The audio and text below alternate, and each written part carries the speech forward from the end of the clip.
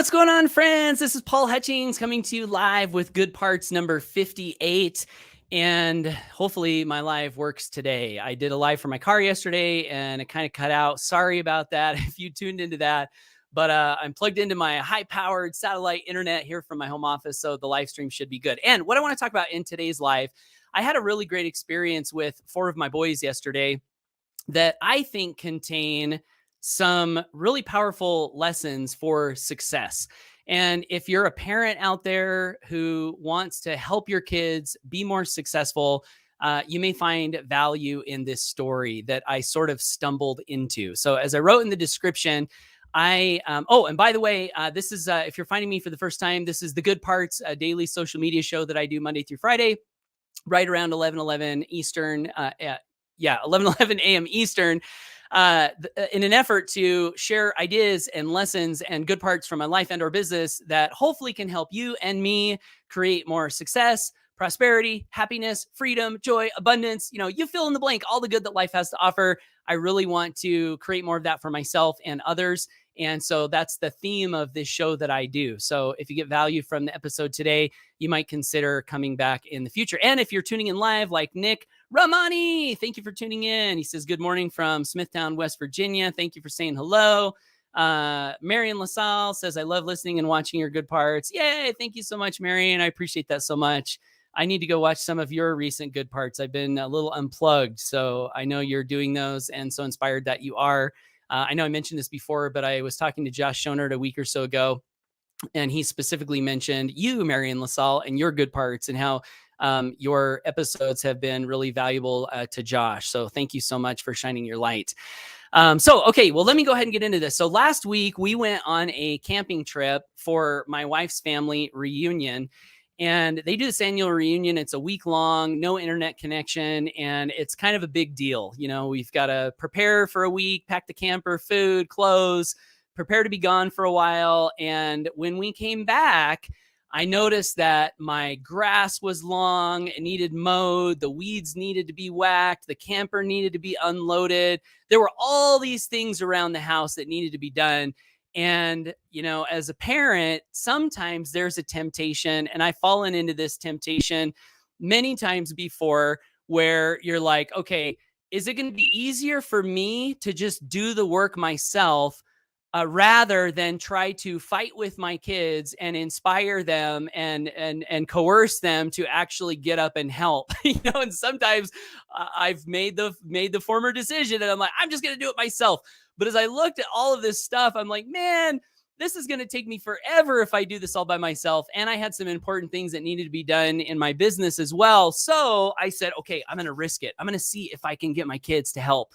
So I woke them up. I gathered them around in the living room and I said, boys, I've got 4 boys, 17 to 11 are the age ranges. I said, boys, we've got some stuff that needs to be done. So I've got this list and I'm going to make some assignments and we're going to go to work. And they're like, no, oh, Dad, no, we don't want all the typical complaining and yelling and stuff. But we got through it. And I said, okay, Caden, here's 2 things I want you to do. I want you to unload the cargo trailer, get the ATVs out, park them in the garage. Cashton, I want you to weed whack. Kyson, I want you to mow the lawn. Camden, I want you to clean up after the dog, like all these things.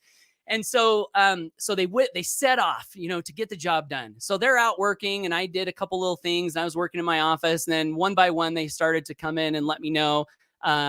Nick says, OMG, been there before when we come back. And yes, sometimes looks like a drag, but if everyone helps, then it's fast. Yeah. Do you have kids, Nick? I don't know if I know this about you. I'd love to know a little bit more about your family situation.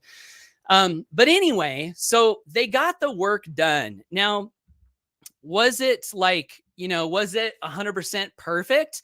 No, like I had to take one of my kids out and walk over the job. And I'm like, okay, you did really good here.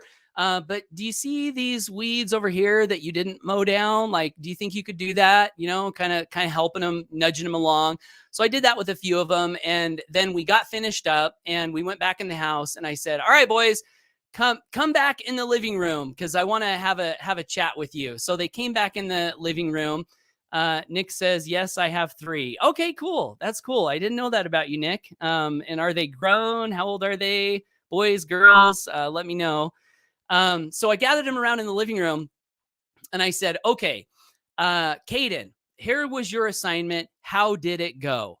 And then he talked a little bit and I made some comments and I said to his brothers, hey, how do you think Caden did on this job? And they chimed in, some nice and some not so nice comments as it happens with kids. And I just went, one by one down the line and we reviewed the work that they had done. We talked about it. We talked about, things we could improve on in the future. And then when we got done, I said, okay, boys, what did we just do? And they said, we worked. And I said, we did that. But what did we just do here in this meeting? And I said, we reviewed the work that was done. We did the work and then we reviewed the work to see how it went. And I said, boys, if you can get in the habit of doing this for yourself, what can happen in the future is you won't have to have a boss doing this for you. Because one of the reasons that people sometimes require bosses is because people don't always do the best work. So they'll put in the work and then they need a boss to come check over the work. But if you can get in the habit of doing the best work all the time, then boys, what can happen for you is you can be your own boss for the rest of your life. And I said, boys, let's say you have some customers. Let's say you start a business and you go and do a job and you don't review the work. Who's going to review the work? And they said, the customer. And I said, yeah, the customer is going to review the work, whether you do it or not.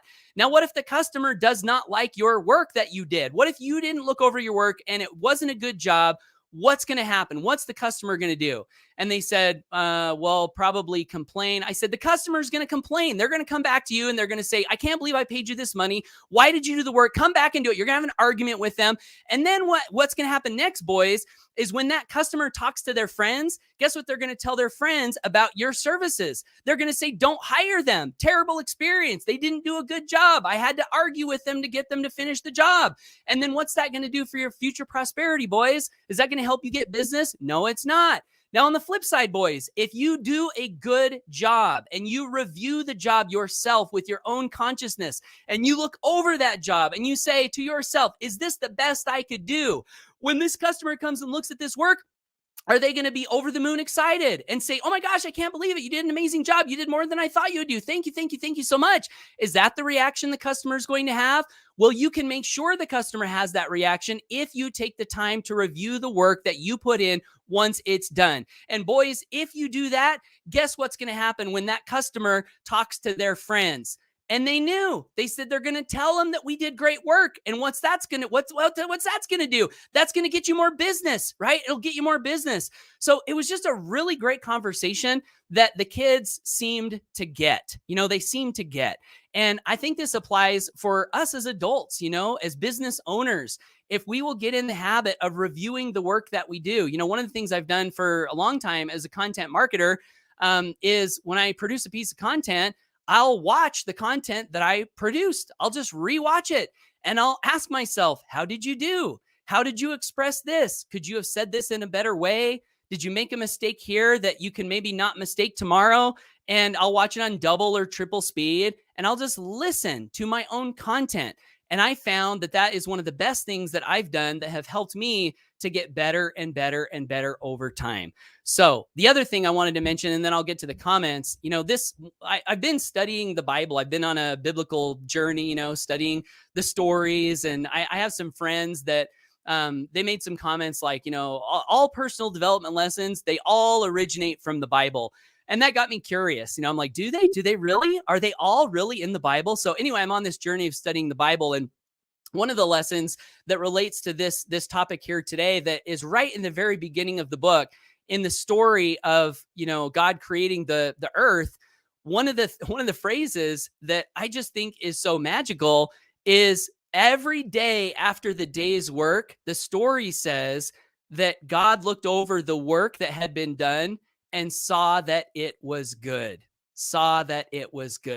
So for my friends who said all personal development lessons come from the Bible, at least this one lesson that I'm talking about today for sure is in the Bible. So hopefully we can all look over our work and see that it is good. So that's my content for today. We've got a lot of comments coming in, so I can't wait to get to those. I do, before I get to the comments, want to just give you an invitation.